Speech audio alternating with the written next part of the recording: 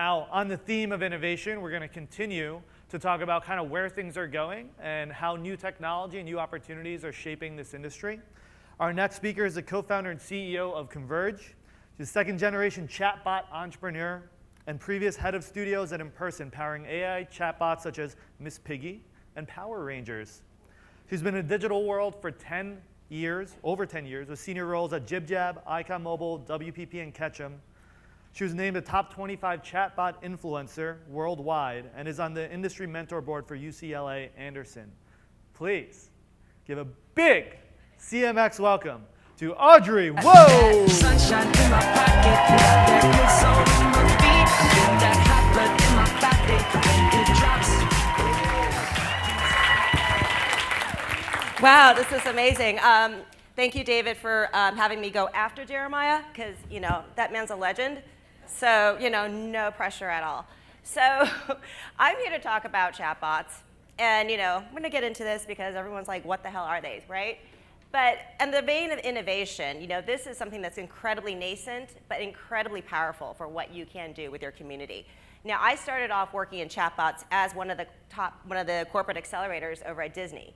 So, it's one of these things where Jeremiah's talking about corporate innovation, and being able to be part of a group like that was really, really magical. So, just a little background about that, and I'm also a community manager for one of the largest chatbot groups on Facebook. So I learned a lot about community management this year. It's tough. There's a lot more to it, it's a lot. And I really think that you guys have one of the most challenging and empathetic and just, great jobs in the world. I don't have a lot of patience for that, so I really admire you all for being able to, because, we all know how things can go completely off topic, right? In a feed, we all know that. So anyways, back to chatbots. How many of you have talked to a chatbot or even know what it is?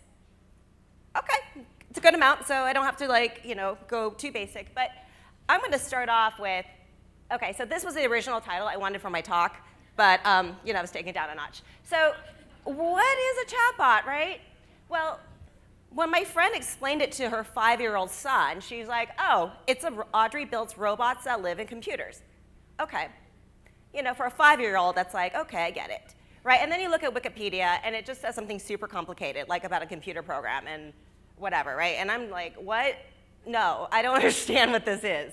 So really, what is a bot? Well, a bot, use cases for a bot is a bot enables one-on-one conversation at scale. That means that you can have hundreds and thousands of people talking to your bot at the same time without you having to answer every single question. Bots allow brands or communities to have bi-directional conversations with their users. So, how many times do you really are able to have this continuous chat conversation with somebody? And with that conversation, you can gather a lot of really valuable insights and data. And that leads me to the third point, is that bots gather audience data and deliver personalized experience based upon that data. And what I mean by that is within a bot experience, you can ask people certain questions, you can find out where their location is, you can find out what their interests are, and then within that, you can actually retarget, and I will talk about that a little bit more later. So bots, since most of you guys already are pretty familiar with chatbots, I'm gonna say you all probably use one every day. These are all bots. So every Alexa skill, Siri, Google Home, these are all bots, except instead of text format, it's in speech format, but it's exactly the same technology. And you can see that the market penetration is growing with these devices. How many of you all have an Alexa at home? All right, cool. Did any of you watch South Park and have that weird thing happen?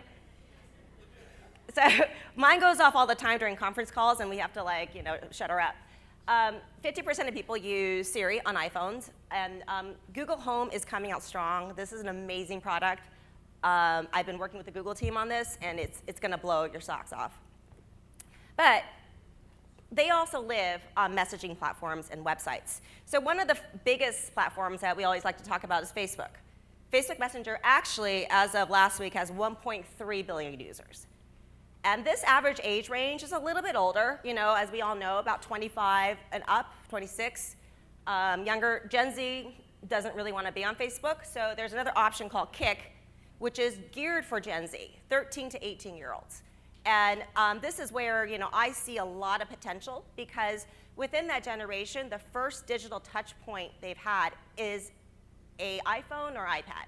They didn't start off with laptops. So when you talk to any teen, they're pretty much glued to their phone all day, texting with their friends.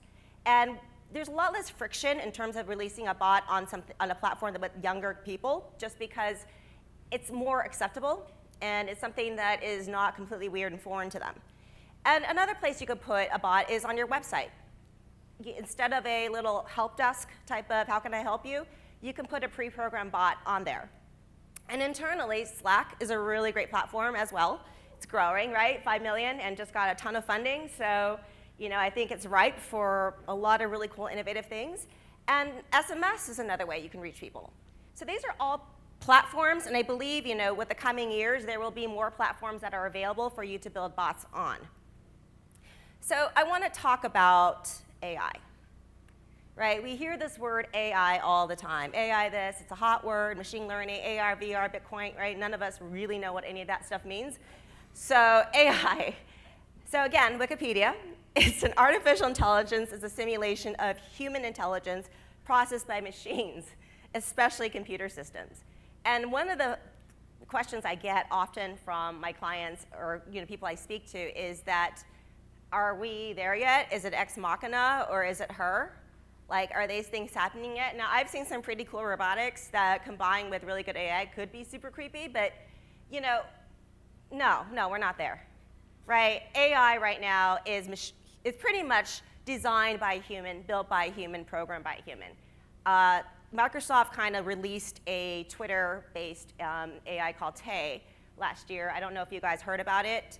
Yeah, it went completely crazy. So what happened was they kind of turned on the machine learning, and clearly their machine learning is great because she learns super fast. But the thing is that when people talk to bots, the general thing is they try to break them. So by learning all these things, within 4 hours, she became racist and denied the Holocaust happened. So that was a total disaster, right? So you never want that to happen. So one of the things, yeah, that was kind of a PR nightmare. So what's really important to know is that, while AI is available, it's completely nascent and it's completely unpredictable. So a lot of the things we do within chatbots and what's called AI is actually very scripted out. In fact, it's very much of a decision tree at this point. Very few companies actually have the capability of picking up natural language. So you're basically taking people through a journey, but it's all mapped out and it's all scripted out, and I'll tell you why you need to do that in a second. So you're like, great, chatbots are awesome. What problems are they going to solve for my community? So I'm going to talk about a couple of things. And I know that there's someone here speaking about burnout later, so but I do want to touch upon that because, as I mentioned earlier, there are a lot of really repetitive things that you guys have to do daily as community managers, right? First of them, probably FAQs, which are pretty much going to be the same across the board in many different ways. Customer service. If someone in your community has an issue, there's different ways to approach that, but I'm sure you guys already have style guidelines in terms of how to approach these issues. Booking meetings. If you're a large community and you have some office hours, you can send out a link through chat and have people book meetings. Community news updates is also a really great way to push content out. And I want to talk about fundraising, the Red Cross example, which I'll talk about in just a second. So I really like to compare this to email marketing, but better. Because email marketing, you can't really write back, right? You get this email and you may or may not open it because you've got a bazillion messages in. And yes, as you opt into email, you have to opt into a chat experience with a bot. A bot's not going to just talk to you. It's not going to do that because of many rules with the different platforms. You have to say start chatting to opt in. So once they opt in, you pretty much own them. So with this, you can actually ask a lot of very interesting questions. I mentioned location, because with chat, like email, you can segment your users. So let's say you ask someone for their location and they tell you they're in San Francisco or they're in LA or wherever, and you have an event coming up in LA. Well, you can take that group of people who have indicated they are in the LA area and send a push notification back out to tell them, hey, here's an event, maybe you want to come. And with my experience in talking to a lot of my peers in the industry, we see an 80% re-engagement rate with bots, which is a lot higher than email marketing. So to me, this was a very easy transition for me to think about because, we often get emails that make absolutely no sense to us, right? They're not relevant. One story I like to give is I got an email for sweaters in April, and I live in LA, and it was 99 degrees. So I'm like, well, thanks, but, and then I hit reply, but it doesn't go anywhere. It gets lost. So the thing about bots, though, while it is automated, there is a point where it can be handed off to a live person. So just keep in mind that it is a robot, but there is capabilities of a human touch, which I think is very, very important within your community, especially if it becomes an issue that you can't address with a bot. So I'm going to talk a little bit about a case study. So here's one on conference management, which is kind of appropriate because we're all here. So I spoke at this conference earlier this year, and I thought what they did was super clever. Instead of handing out the passports or whatnot, they did everything within a chat experience. So you can see it welcomes me, it knows my name, and with Facebook Messenger, you can actually get someone's name, the time zone, and their gender.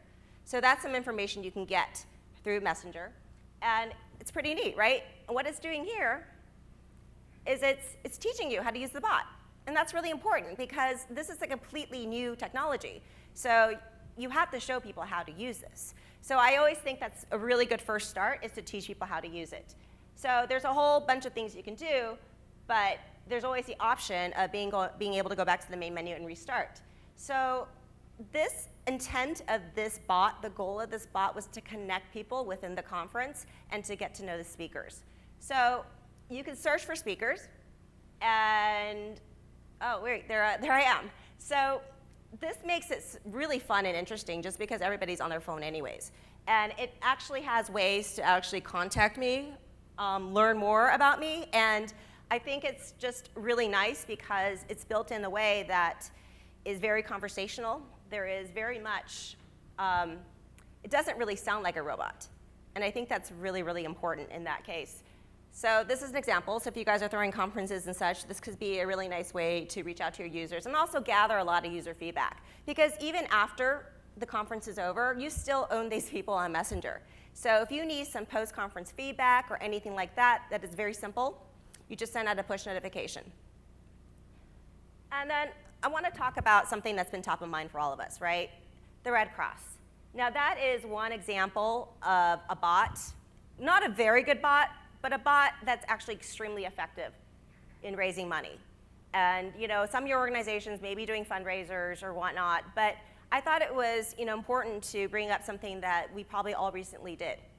You took a short code, you texted, but you notice that this sounds like a robot, right? It's very repetitive. And it's not necessarily the best experience. And I think that as pioneers in this industry, we really need to be cognizant of that and try to make better experiences, but it's effective. And you can do this not just through text messaging. Facebook has payment integrations built in through Messenger. So if you have a cause or there's some sort of thing I'm raising money for, it's very easy to actually have people do transactions through Facebook Messenger. It's a simple integration. So I want to talk about ready to build a bot, right? Well, okay, are we? Not really. We're learning still. So a couple of really important things to remember is your brand voice, your community voice, because this is an extension of your community. And whether you work for a large brand or if it's more of a social cause, you want to make sure the brand voice is there. It's got to be in line with all of your other marketing collateral. It's got to be completely part of your 360 marketing strategy. Secondly, very importantly, is what's the goal of the bot? There are people that try to do too much, and it ends up looking like, I don't know how many of you guys are old enough to know what GeoCities is. Yeah, all right, I was going to say MySpace if y'all didn't know what GeoCities was. So we are at the GeoCities stage of chatbots, okay? They're ugly. And it's not to say that it's designed because there's basically no user UI involved, but they're ugly because they're not written right. And they're not great because you need to focus on at least one goal, if not two, but not really more than that. So if your goal is to do FAQs and onboard somebody, so when someone joins your community, you say, hey, message us to get sort of the details instead of a pinned post that's like super long that nobody really wants to read, you can do this very interactive experience. So onboarding, fundraising, these are case studies that I spoke about. And third, I said, you need to train your users on how to use the bot, because it is not something that is always intuitive, especially for non-millennials. I like to use this analogy in terms of user behavior. It's a bank analogy. So like I do everything through my phone. My dad will go to the ATM, and my mom is always going to go to the teller. So you can't expect people to change their habits. Like my mom is probably never going to talk to a chatbot. But within different demographics and different ages and different people, there are different behavioral patterns. So as mentioned, Gen Z is probably going to be the one that's really going to push this forward for us. But that being said, since it's so new, let's teach people how to do it. And number 4, lastly, is pick the best platform to reach your community. If your community is on Facebook, build it on Facebook. If your community gets more traffic to your website, put it there. Really think through, like, who am I reaching and when is this going to be the most effective? And then realize that this bot's going to be on there 24 hours a day. And it'll be able to handle questions where you won't have we'll respond to you within 8 hours type of thing. So there you've got like your perfect brand ambassador. And that's all I've got. I'm sure I probably raised more questions than I answered. So I'll be out during break. So thank you guys.